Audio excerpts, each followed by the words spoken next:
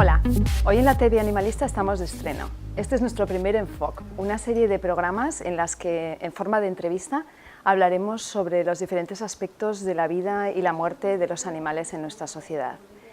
Y para eso damos hoy la bienvenida a Xavier Baile. Es un polifacético artista catalán, afincado desde hace 8 años en Polonia. Xavier es escultor, pintor, escritor, poeta, videoartista, performer y actualmente se encuentra en Barcelona presentando el trabajo sobre el que vamos a hablar hoy. Xavier lleva más de 13 años en el mundo del activismo, en el que empezó defendiendo los derechos humanos y a lo largo del tiempo se dio cuenta de que había algo que fallaba desde la base en nuestro planeta y, según sus propias palabras, si seguimos divorciados de la naturaleza, jamás conseguiremos solucionar los problemas a largo plazo. Es así como su activismo se amplió a los seres de todas las especies. Y el trabajo del que vamos a hablar hoy se titula La feminización de la conciencia y es un trabajo que va dirigido especialmente al público femenino. En él, Xavier dice cosas como que una mujer consciente debería obligatoriamente ser vegana. Es una afirmación como mínimo chocante. Si te parece, antes de empezar a entrar en materia, me gustaría que nos explicases, los que te leemos sabemos que sueles escribir en femenino, me gustaría que explicases el porqué de esta decisión. Bienvenido. Gracias. Bueno, el femenino me parece una reacción bastante lógica, tan lógica como el feminismo, que es contra una sociedad patriarcal que ha robado el género en el lenguaje, devolvérselo de alguna manera a la mujer. Evidentemente esto puede ser calificado de sexismo porque no pretendemos convertir un machismo en un embrismo, ¿no? De todas maneras, yo escribo en femenino inicialmente por devolverle el lenguaje a la mujer, pero también porque soy una persona, entonces la persona es femenino. Soy una persona animalista, soy una persona joven o vieja o lo que sea, pero siempre soy una persona, ¿no? Todos los animales somos personas. Lo que pasa es que empleo, por ejemplo, el género femenino no lo empleo en el resto de los animales porque ellos no son tan inteligentes como nosotros, que tienen el machismo, ¿no? No son tan, es una sátira, no son tan tontos, sencillamente son mucho más egalitaristas que nosotros. Por eso ellos no necesitan que les devolvamos el género en el lenguaje. De acuerdo, pues si te parece, cuando quieras. Bien, respecto a esta charla, me interesa mucho, o sea, forma parte de las estrategias. Hay muchas estrategias para llegar a la gente. Hay 7 billones, casi 8 billones de personas en el mundo y cada una es diferente, como decía Tolstoy, ¿no? Diferentes modos de amar, diferentes modos de entender todo, ¿no? El universo y todo. Entonces, ¿cómo llegas a las personas? A algunas personas se les puede llegar al género, al grupo libertario, se puede llegar dentro de la libertad, la dignidad. A los religiosos se puede hablar del quinto no matarás, por ejemplo. A la mujer creo que se le puede hablar desde el punto de vista de su marginación, esa marginación que sufrís y que sufrimos las personas no machistas desde hace al menos 6.000 años, ¿no?, que tiene el patriarcado, más o menos. Entonces yo creo que es importante hablar del género. El género no es un rol cultural.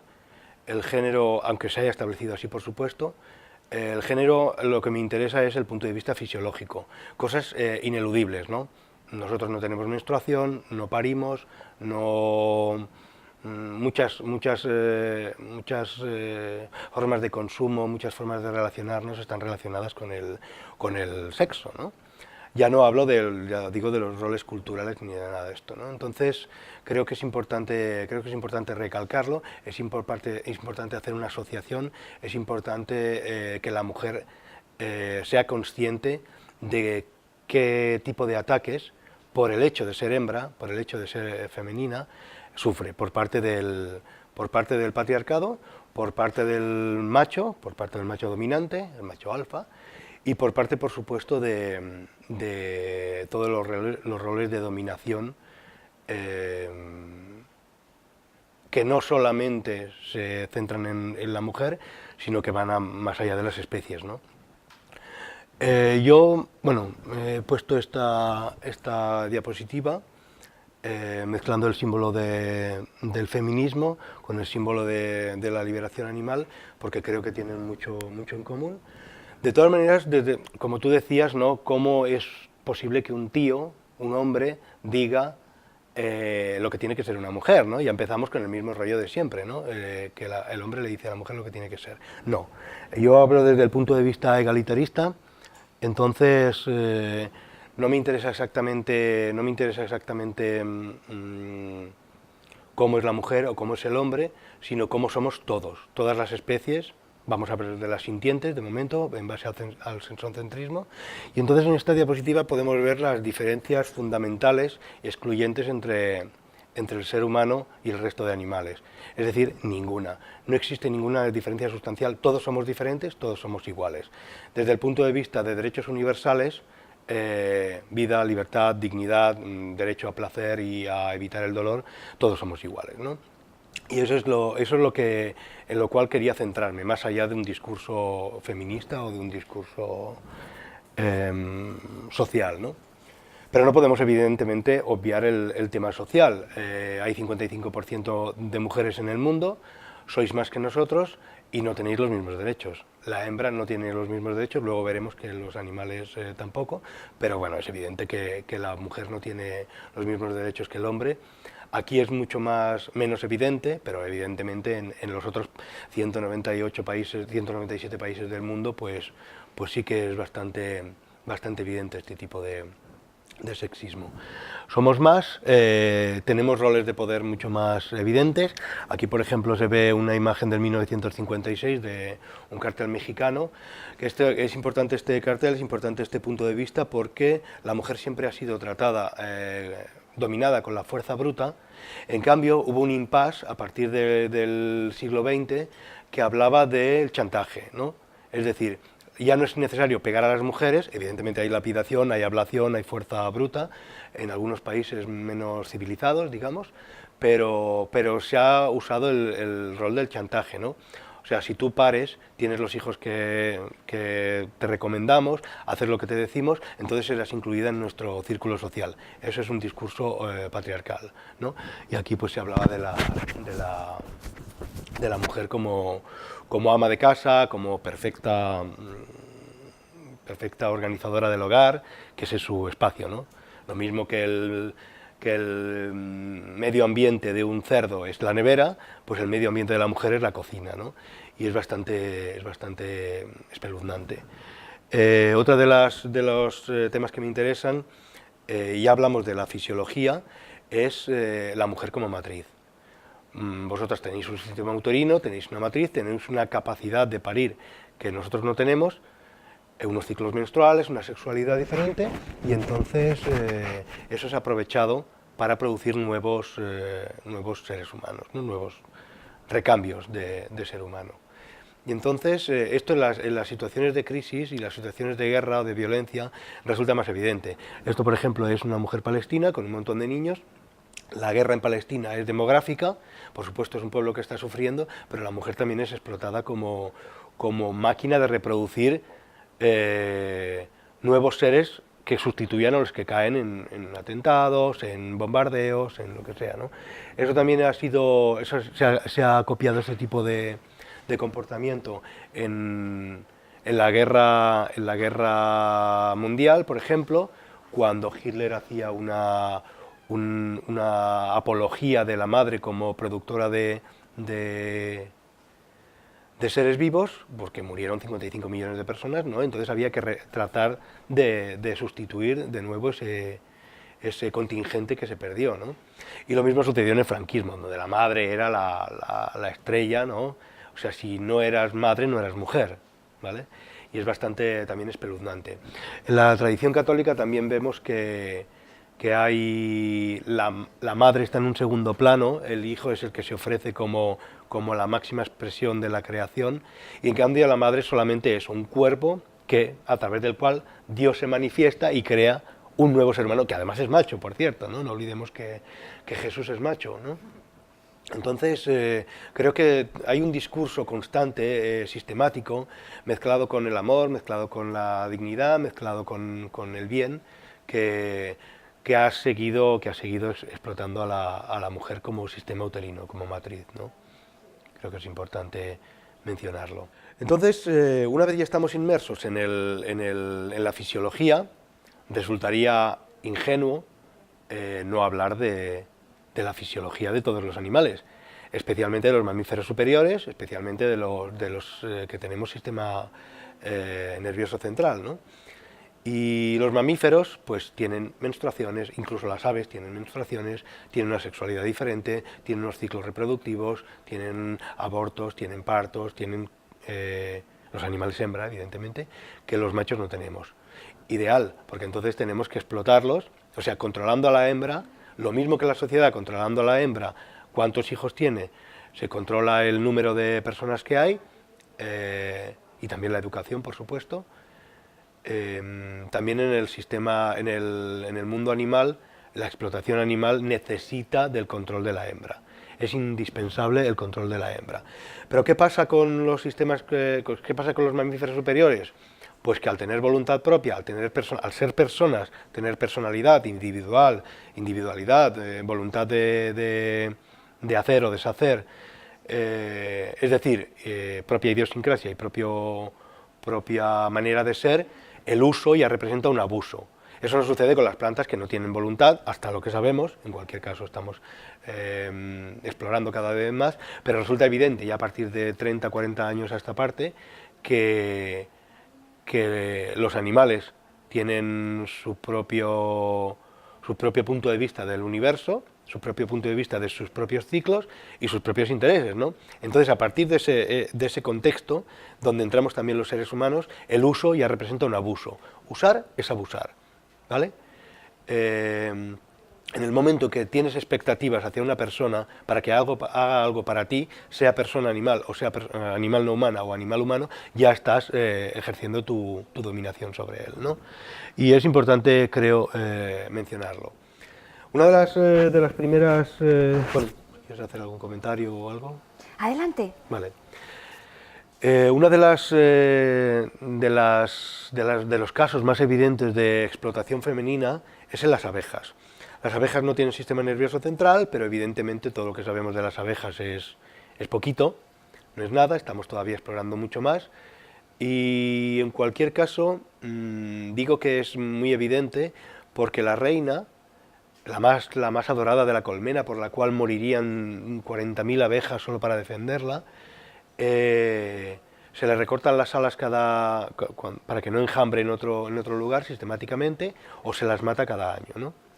En Israel se la mata cada año, por ejemplo, y en otros puede vivir hasta 3-4 años y un 25% de su vida se le recorta. Luego tampoco, o sea, controlar a la hembra, están criadas en unas pequeñas granjas que son muy pequeñitas, que no parecen granjas, pero en cualquier caso ahí es donde las crían, ¿no? Alimentándolas con jalea real. Y viajan miles de kilómetros, mueren también montones para conseguir que llegue una determinada hembra a un determinado país, tienen que morir unas cuantas. También son inseminadas artificialmente. Ese es un proceso de microviolación, de microcirugía, que no deja de ser una violación sexual, entre las muchas violaciones que existen a la mujer. Es una violación sexual que precisamente es el hecho de que una mujer sea violada, sea una persona, una hembra sea violada, es escandaloso, pero eso es patriarcal, evidentemente, ¿no? Porque es una mujer sucia, una persona sucia, es una mujer que ha sido violada, ¿no? Y eso es evidentemente patriarcal. Pero al margen de eso, una violación no deja de ser una violación, sexual o no. Y lo que le sucede a las abejas es una violación, ¿no? Es una inseminación artificial contra su voluntad y, por supuesto, no por un zángano, no por un macho, sino por muchos, sino por un señor que está ahí metiéndole una determinada cantidad de esperma, ¿no? Después las obreras, ya en un plano más amplio, dan la vida por dar una miel, ¿no? por producir una miel que va a ser para las larvas, pero que no llega a las larvas, evidentemente, ¿no? La producción anual de miel es de 1,3 millones de toneladas, pero cada abeja da durante su vida media cucharadita de miel, ¿no? Entonces podemos imaginarnos la enorme cantidad de abejas que son necesarias para producir la miel que les robamos para consumir las personas, ¿no? Luego también se les saca en las granjas industriales, en las panales industriales, se les saca a las abejas de los panales con aire comprimido, se les fracturan, se les arranca la cabeza por el maltrato que tienen, ¿no? Hasta tal punto que si es sobreexplotado un panal, llega a perecer el panal, ¿no? Han habido panales que perecen y ahora con los transgénicos y con toda el delicado equilibrio que estamos rompiendo en la naturaleza, pues los panales están cayendo masivamente, ¿no? Hablamos del exterminio de billones y billones de abejas. Las abejas, como digo, no es lo más empático para las personas, que es lo que no pillan más, pero evidentemente no podemos negar que en cuestión de número están realmente desapareciendo. Respecto a las abejas, ¿Sí? te quería hacer un poco un inciso. Es curioso porque incluso en un mundo, digamos, consciente como es el del activismo por los animales, las abejas son, el tema de no tomar miel se considera incluso entre personas ya con cierta conciencia en este sentido, se considera casi como una exageración, ¿no? Yo he escuchado muchos comentarios al respecto y preparando la entrevista precisamente, el otro día di por casualidad con un estudio de la revista New Scientist del 24 de noviembre del 2012, o sea, es muy reciente. Es una revista completamente científica que no muestra nunca en absoluto especial interés por el bienestar animal y el autor, David Robinson, dice que en todos los estudios realizados en abejas en los últimos años hacen muy difícil seguir negando que las abejas sufran. La manera de decirlo es curiosa, ¿no? Seguir negando que las abejas sufran, ¿no? Aunque quisiéramos seguirlo negando.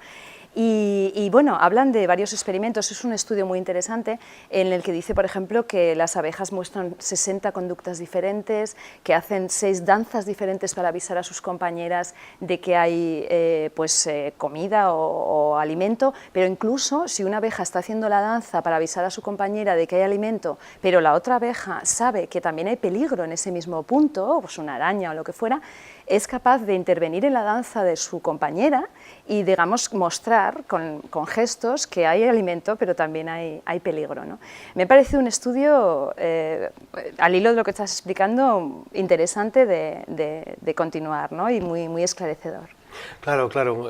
Bueno, pero eso es extrapolable a cualquier otro tema referente a los animales. Lo que sabemos de los animales es mucho menos de lo que no sabemos. Entonces deberíamos, si somos realmente Homo sapiens, si utilizamos la inteligencia como herramienta para sobrevivir, deberíamos aplicar un principio de cautela, sobre todo social, a la hora de condenar o liberar a unos ciertos seres, ¿no? Y lo que me parece bastante evidente es que, dado que no lo sabemos, deberíamos ser un poco cautos, ¿vale? Las abejas es lo que tú dices, y otras, las mariposas de la seda también son tratadas como máquinas de producir huevos para producir seda. No entraré en los insectos ni en otros animales. Me gustaría centrarme en los productos de consumo más habituales, aquellos que matan y exterminan y explotan al 98% de los animales en el mundo, ¿no? Por nuestra mano. Por eso la miel, incido que es un tema importante. Porque podemos vivir sin miel, porque produce botulismo y asma en los niños de menos de 4 años y por un montón de razones, pero en cualquier caso nos vamos a centrar, como digo, en lo fisiológico. Me interesa el punto de vista fisiológico incuestionable, que es el sufrimiento y la explotación de los animales no humanos. Luego ya podríamos hablar de las vacas, de las ovejas, de las cabras, es decir, de la leche, ¿no? Solo de leche de vaca me parece que son 200 billones de toneladas al año que se consumen, es decir que hay una explotación de un producto naturalmente diseñado para un bebé que estamos tomando los adultos, de otra especie además, ¿no? No es necesario, y la vaca no da leche, nosotros la robamos, eso para empezar. Entonces, en caso de que dieran, en caso de que pudiéramos aceptar que da, sencillamente, antiguamente, en estado natural, da 6 litros, ¿no? Y en estado actual del sistema de explotación industrial actual puede dar hasta 60 litros, ¿no? O sea, le estamos gastando 10 veces más la energía a ese cuerpo. Durante 8 años máximo, 6 años, 4 años, depende de la vaca, es explotada constantemente, le estamos quitando calcio, proteínas. Entonces, lo que dejamos después de 8 años es un envase, es un animal completamente comido por la osteoporosis, completamente comido por el sufrimiento de haber perdido a sus bebés y todo esto. Y bueno, al final va a parar al matadero. Los bebés también van a parar al matadero, también son matados evidentemente para la carne de ternera que llamamos. Y por ejemplo, la vaca solo produce leche cuando está preñada, ¿no? Cuando ha tenido un pequeño. La manera de seguir produciendo leche es que en lugar de esperar los 100 días recomendados por la industria, se las viola antes de esperar esos 100 días. Eso significa que, dado que el 70% de la carne mundial es de vaca lechera y un 20% de las vacas que van al matadero están embarazadas en el momento de ser matadas, pues tenemos a verdugos, a matarifes, que abren a la vaca y le encuentran adentro el ternero todavía no nacido, ¿no? En un estado más avanzado o menos avanzado. O sea que estamos hablando también de abortos, ¿no? Un aborto no querido por la vaca, evidentemente, ¿no? La vaca, por ejemplo, hay que colocarle el útero en posición, entonces se introduce todo el brazo del criador dentro de la vaca, la vacía de excrementos y le coloca el útero en posición para luego violarla, ¿no? Para luego inseminarla sin su voluntad, que es, en fin y al cabo, una violación. Luego hay otros aspectos importantes, porque la succión constante de los pezones, del ordeño, les provoca mastitis, les provoca gangrenas, les provoca una serie de enfermedades. Aquí tenemos, por ejemplo, una mastitis de cabra, que es bastante poco usual verla, pero eso, por supuesto, es aplicable a las ovejas también. Aquí tenemos una inflamación de ubres. Esta es una foto, está en blanco y negro, es una foto clásica que todos los activistas hemos visto alguna vez, de pezones que incluso llegan al suelo. Pero esta de al lado es de una feria en Inglaterra de hace un par de años, en el Reino Unido hace un par de años, y este es el tamaño ideal de las ubres, que es lo que ellos dicen que es ideal. Por supuesto es monstruoso, es como el doble o el triple de lo que debería ser en estado natural, pero sin embargo es óptimo según los ganaderos, ¿no? Que es lo que tiene que ser. Luego tenemos a cómo debería estar la madre con la hija, ¿no? O con el hijo, que es en estado natural, por supuesto no sufriría esa explotación. También hay inflamación de vagina, hay evisceración de intestinos cuando los músculos no soportan ya tantos partos. También sucede con la mujer. Lo que pasa con la mujer humana, con la hembra humana, lo que pasa es que eso no lo solemos ver, porque es una cosa que, bueno, el ginecólogo lo ve, pero nosotros no. En cualquier caso, está todo. En cualquier caso, no, esto es el caracol. En cualquier caso, en los centros de explotación no hay un especial cariño a la hora de violar a las vacas, no hay un especial cariño a la hora de tratarlas. La mastitis, por ejemplo, para que nos hagamos una idea, es un agujereamiento de los pechos, ¿no? O sea, se agujera directamente, se come, la carne se deteriora y llega incluso en las vacas a caer la leche, ¿no? A caer la leche. Esto podemos imaginarlo en las mujeres como sería, pues, un agujereamiento de los pechos, ¿no? Que es una de las partes más sensibles del cuerpo de la mujer. Entonces, ese tipo de cosas que a nosotros nos resultan espeluznantes, no lo son tanto si hablamos de los animales, porque estamos acostumbrados.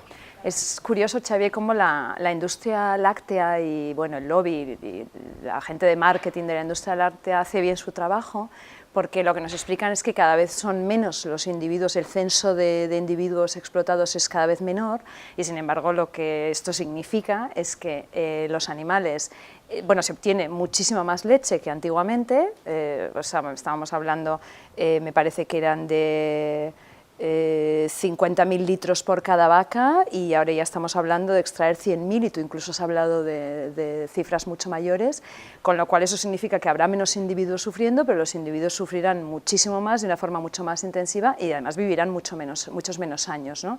O sea, parece que en Estados Unidos la media de vida de una vaca lechera son ya 4 años.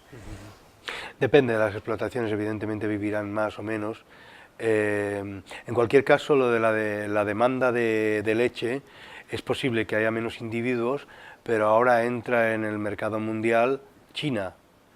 Y China no tienen enzimas, los chinos no tienen enzimas para digerir la leche, sufren bastante con ello, pero sin embargo se está empezando a hacer productos y subproductos con leche para introducirlos en el mercado chino, y eso significará un enorme número, un aumento de la esclavitud de las vacas, por supuesto. O sea que no soy nada optimista a ese respecto, ¿no? En cualquier caso, retomando lo de las vacas, quería también añadir que la mastitis no es que sea un agujereamiento de las ubres que siempre suceda, sencillamente es una inflamación que puede llegar a un deterioro tal de la carne que se llegue a agujerear, ¿no? Una inflamación tremendamente dolorosa. Sí, tremendamente dolorosa porque los pechos de las hembras son una de las partes más sensibles vuestras, o la más sensible incluso, y aquí he escogido, por ejemplo, una fotografía de unas ubres de vaca, no en el peor estado de mastitis y de inflamación que tienen, pero para comparar con una mujer, cómo puede suceder que los pechos de una mujer se agujereen. Hasta el punto, cuando hablo de agujereo, hasta el punto de que se cae incluso la leche, ¿no? No estamos hablando de una horadación superficial, sino bastante profunda, de centímetros, ¿no? Entonces, claro, es bastante espeluznante oír este tipo de cosas. Solamente precisamente para producir la leche, no para nada más, ¿no? No se obtiene ningún otro producto más que la leche. O sea, por supuesto queso y tal, pero es a partir de la leche. Luego también una de las cosas que es bastante espeluznante también, siempre todo el rato que estoy hablando desde el punto de vista fisiológico, es lo que decía, ¿no? Que una vagina, de tanto parir, de tanto traer nuevos seres al mundo, acaba incluso de... Las mujeres mayores, por ejemplo, que han sido madres especialmente, tienen pérdidas, y esto es debido pues a un fallo de los músculos de retención de la orina y por supuesto de la menstruación, pero hasta los puntos tan extremos, tan desgarradores como lo de las vacas, que pierden los intestinos por culpa de haber parido tanto, y las mujeres que también se desintestinan. Esto no lo solemos ver, solo es en revistas especializadas de ginecología, pero creo que es importante compararlo, ¿no? Estamos hablando de la misma vagina en dos animales, en dos mamíferos superiores idénticos, ¿no? En casi todos los aspectos. Entonces no es poca cosa lo que estamos hablando. Sigo insistiendo en que debería tener la madre contacto con el pequeño por una mera cuestión de empatía. No hay nada más desgarrador, según ciertos activistas, que oír cómo le quitan a una madre a su hijo. Podemos imaginarlo perfectamente en el ser humano. Incluso en situaciones tan dramáticas que creo que caben en este momento, pues como los desaparecidos, las madres desaparecidas argentinas o de las dictaduras en América Latina que las dejaban parir en la cárcel, les quitaban los niños y luego las desaparecían, ¿no? Las tiraban al mar o lo que fuera. Entonces, esto es una cosa muy parecida. Y el dolor que siente una madre que no sabe qué es lo que pasa con su cría o con su bebé es muy desgarrador, ¿no? La yegua, por ejemplo, deja de comer durante una semana, y las madres pues mugen desesperadamente buscando tratando de recuperar a su a su bebé cuando lo están quitando o por la fuerza bruta, muy brutalmente, o sencillamente, aunque sea solo en un carretillo, ¿no? Hay testimonios incluso de ganaderos que explican, sí, no solamente de activistas, que explican que ese dolor es el dolor que han quizás el dolor más tremendo que han oído, ¿no? El mugir de una vaca buscando a su ternera. Claro, claro, porque no es silencioso, ¿no? No es un dolor silencioso como suele ser el de los animales, sino que es se vocaliza de una manera muy estridente además, ¿no? Y es ineludible, o sea, no podemos decir que eso es otra cosa o que eso es un mecanismo de defensa, no, es un dolor físico. Luego también otra de las experiencias en el mundo animal, la sexualidad del mundo animal, es la gallina. También podemos hablar, por supuesto, de otros tipos de aves que ponen huevos, al cual les robamos los huevos, pues los patos o los pavos o los avestruces o lo que sea. El huevo no fertilizado, que como suele pasar en las granjas industriales, no es más que la menstruación de una gallina, ¿no? Es un óvulo no fertilizado, aunque también exista de esas gallinas biológicas, ¿no? De las que tienen contacto, gallinas felices y este tipo de absurdos nombres que le pone la industria, cuando tienen contacto con el gallo, es decir, han sido inseminadas por un gallo, el huevo empieza a fecundarse a los pocos días, ¿no?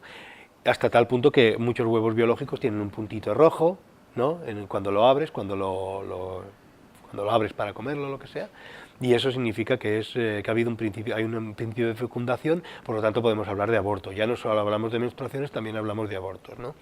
En esta fotografía se ve la vagina de una gallina y la vagina de una mujer con la misma enfermedad, una infección, ¿vale?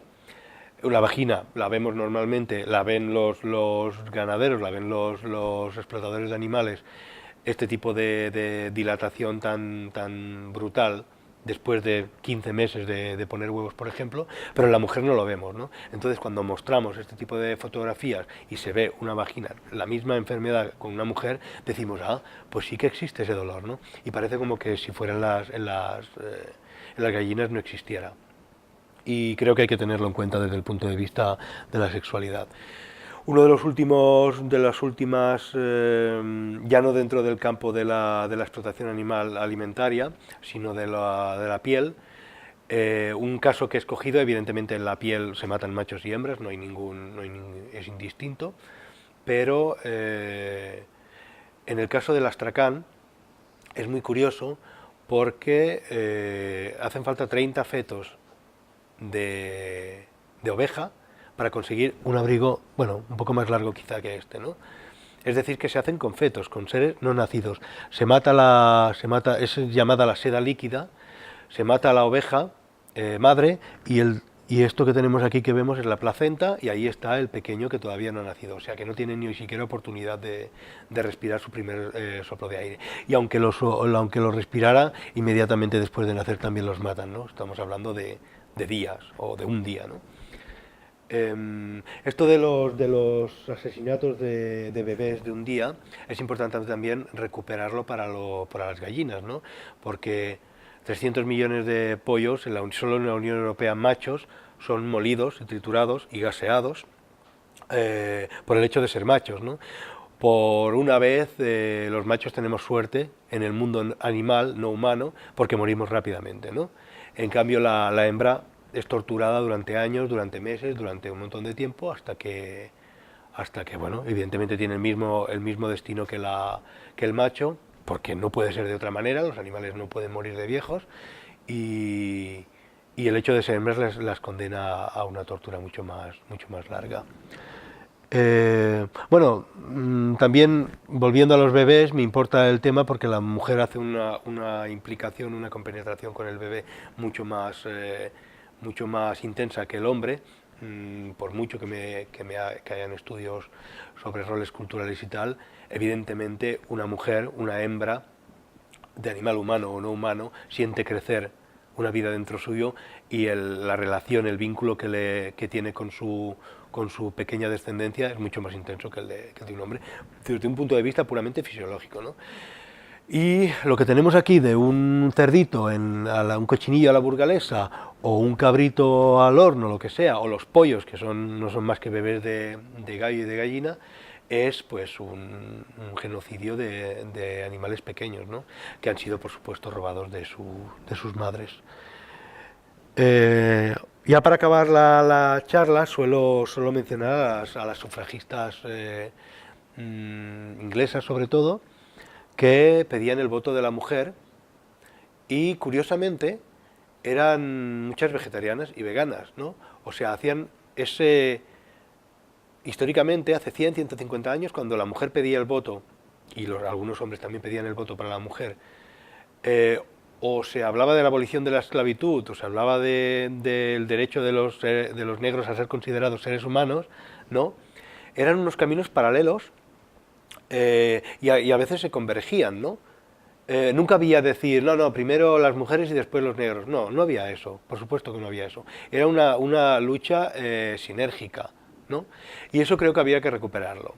Creo que habría que recuperar el hecho de que, por eso me insisto en que creo que la mujer consciente de su sexualidad debería ser vegana, como una solidaridad, una empatía por seres de su mismo sexo, ¿no? Lo primero desde el punto de vista fisiológico, puramente puro y duro anatómico, y lo segundo desde el punto de vista social, ¿no? Porque estamos hablando de una explotación contra la hembra, independientemente de la especie, de un sistema neoliberal macho, capitalista macho, y que ha conseguido lo que tenemos en el mundo ahora, ¿no? Que es la explotación de la hembra como base de todo. Esta es una última foto que puse sobre las mujeres que votaban, que pedían el voto, perdón, de cómo hacían huelgas de hambre para que se tuvieran en cuenta sus reivindicaciones y cómo eran alimentadas por la fuerza, precisamente del mismo modo que son alimentados los patos para foie gras, ¿no? Es decir, por la garganta y por la nariz, ¿no? A la fuerza. Y ese es uno de los casos en los cuales, uno de los últimos casos, creo que podría denominar, sobre la fuerza bruta, usar la fuerza bruta para dominar a la mujer en lugar del chantaje, que es la estrategia habitual.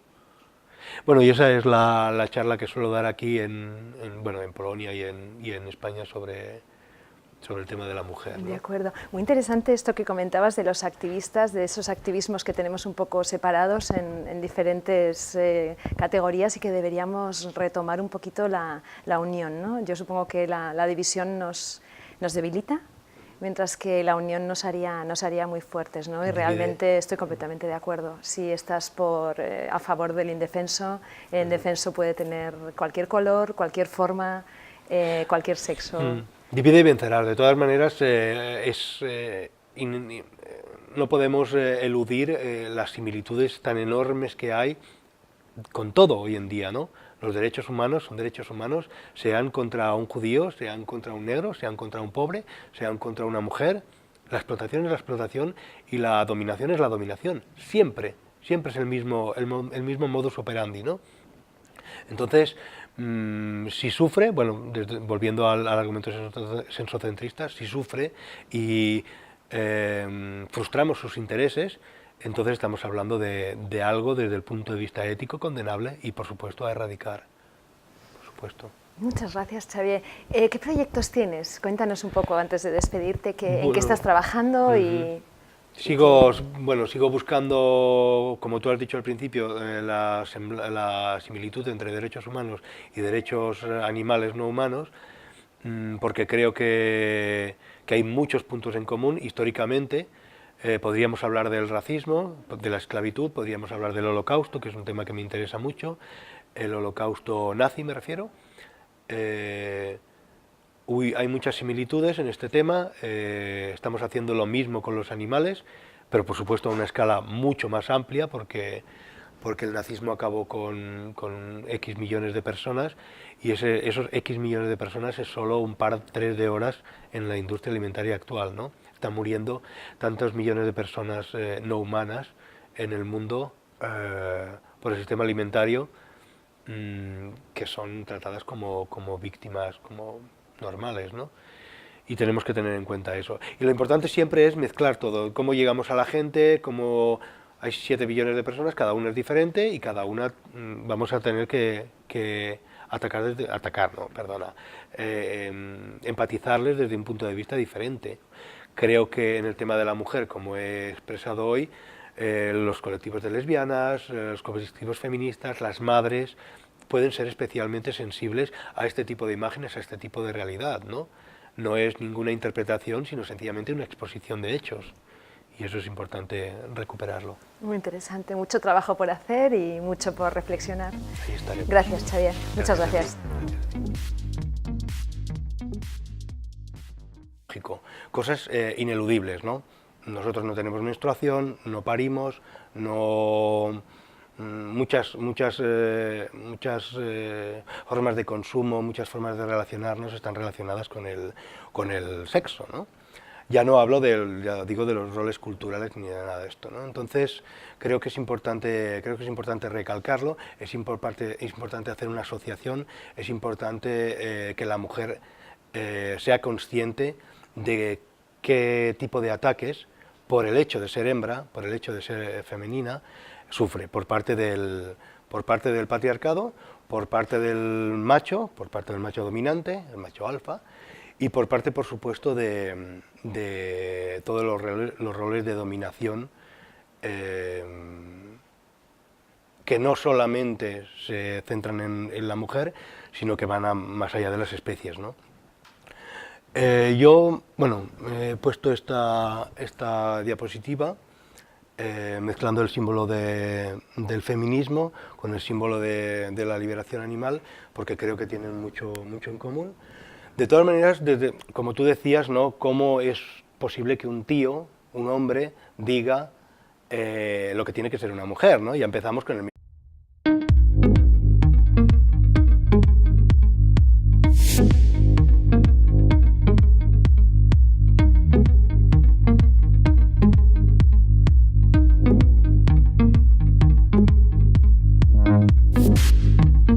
Hola, hoy en la TV Animalista estamos de estreno. Este es nuestro primer Enfoc, una serie de programas en las que, en forma de entrevista, hablaremos sobre los diferentes aspectos de la vida y la muerte de los animales en nuestra sociedad. Y para eso damos hoy la bienvenida a Xavier Baile. Es un polifacético artista catalán, afincado desde hace 8 años en Polonia. Xavier es escultor, pintor, escritor, poeta, videoartista, performer y actualmente se encuentra en Barcelona presentando el trabajo sobre el que vamos a hablar hoy. Xavier lleva más de 13 años en el mundo del activismo, en el que empezó defendiendo los derechos humanos y a lo largo del tiempo se dio cuenta de que había algo que fallaba desde la base en nuestro planeta y, según sus propias palabras, si seguimos divorciados de la naturaleza, jamás conseguiremos solucionar los problemas a largo plazo. Es así como su activismo se amplió a los seres de todas las especies. Y el trabajo del que vamos a hablar hoy se titula Inteligentes como nosotros, que tienen el machismo, ¿no? No son tan... es una sátira. No son tan tontos, sencillamente son mucho más egalitaristas que nosotros.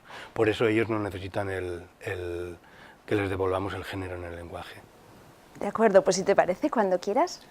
Bien, respecto a esta charla me interesa mucho, o sea, forma parte de las estrategias. Hay muchas estrategias para llegar a la gente. Hay 7 billones, casi 8 billones de personas en el mundo y cada una es diferente, como decía Tolstoy, ¿no? Diferentes modos de amar, diferentes modos de entender todo, ¿no? El universo y todo. Entonces, ¿cómo llegas a las personas?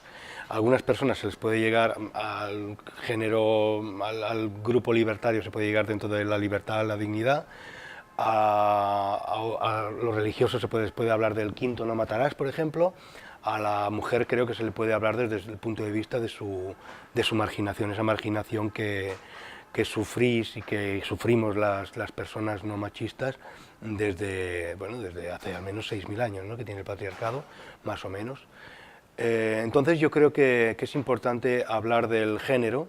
El género no es un rol cultural, el género, aunque se haya establecido así por supuesto, el género lo que me interesa es el punto de vista fisiológico, el mismo rollo de siempre, ¿no? Que el hombre le dice a la mujer lo que tiene que ser. No, yo hablo desde el punto de vista egalitarista, entonces no me interesa exactamente cómo es la mujer o cómo es el hombre, sino cómo somos todos, todas las especies, Vamos a hablar de las sintientes, de momento, en base al sensocentrismo, y entonces en esta diapositiva podemos ver las diferencias fundamentales y excluyentes entre el ser humano y el resto de animales. Es decir, ninguna. No existe ninguna diferencia sustancial, todos somos diferentes, todos somos iguales. Desde el punto de vista de derechos universales, vida, libertad, dignidad, derecho a placer y a evitar el dolor, todos somos iguales, ¿no? Y eso es lo que, en lo cual quería centrarme, más allá de un discurso feminista o de un discurso social, ¿no? Pero no podemos, evidentemente, obviar el tema social. Hay 55% de mujeres en el mundo, sois más que nosotros y no tenéis los mismos derechos. La hembra no tiene los mismos derechos, luego veremos que los animales tampoco, pero bueno, es evidente que la mujer no tiene los mismos derechos que el hombre. Aquí es mucho menos evidente, pero evidentemente en los otros 198 países, 197 países del mundo, pues... Feminización de la conciencia, y es un trabajo que va dirigido especialmente al público femenino. En él, Xavier, dices cosas como que una mujer consciente debería obligatoriamente ser vegana. Es una afirmación como mínimo chocante. Si te parece, antes de empezar a entrar en materia, me gustaría que nos explicases, los que te leemos sabemos que sueles escribir en femenino, me gustaría que explicases el porqué de esta decisión. Bienvenido. Gracias. Bueno, el femenino me parece una reacción bastante lógica, tan lógica como el feminismo, que es contra una sociedad patriarcal que ha robado el género en el lenguaje, devolvérselo de alguna manera a la mujer. Evidentemente esto puede ser calificado de sexismo porque no pretendemos convertir un machismo en un embrismo, ¿no? De todas maneras, yo escribo en femenino inicialmente por devolverle el lenguaje a la mujer, pero también porque soy una persona, entonces la persona es femenino. Soy una persona animalista, soy una persona joven o vieja o lo que sea, pero siempre soy una persona, ¿no? Todos los animales somos personas. Lo que pasa es que empleo, por ejemplo, el género femenino no lo empleo en el resto de los animales porque ellos no son tan